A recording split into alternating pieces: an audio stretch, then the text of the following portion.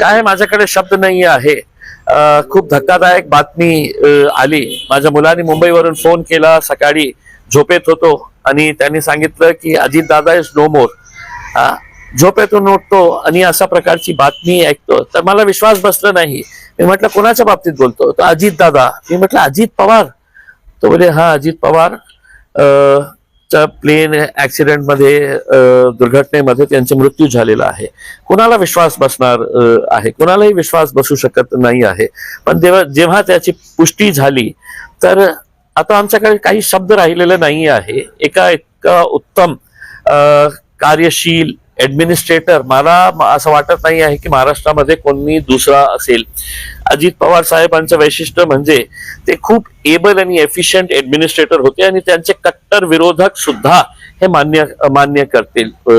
अंग्रेजीमध्ये आपण बोलतो ना वर्कहॉलिक. ज्या माणसाला फक्त काम करण्याची सवय होती, फक्त काम काम आणि काम. सर्वांना माहित आहे अजितदादा सकाळी 6 वाजेपासून ते रात्री उशिरापर्यंत ते फक्त काम करत राहायचं आणि त्यांच्याकडे जे एक डिसिजन मेकिंग ॲबिलिटी, टोलवा टोलवी ते कधीही करायचं नाही.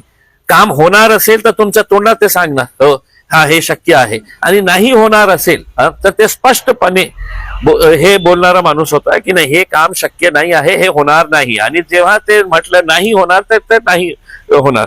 तर अशा प्रकारचं एक एबल ऍडमिनिस्ट्रेटर, दुर्दैवी त्यांचा अशा प्रकारे मृत्यू होणे हे फक्त महाराष्ट्र नव्हे तर देशासाठी एक खूप धक्कादायकच बातमी आहे.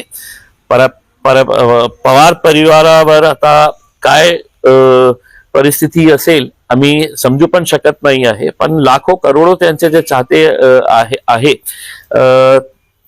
त्यांच्यावर ही काय आज हे बातमी कळल्यानंतर काय त्यांचं रिॲक्शन असेल, आमची तर भावपूर्ण श्रद्धांजली.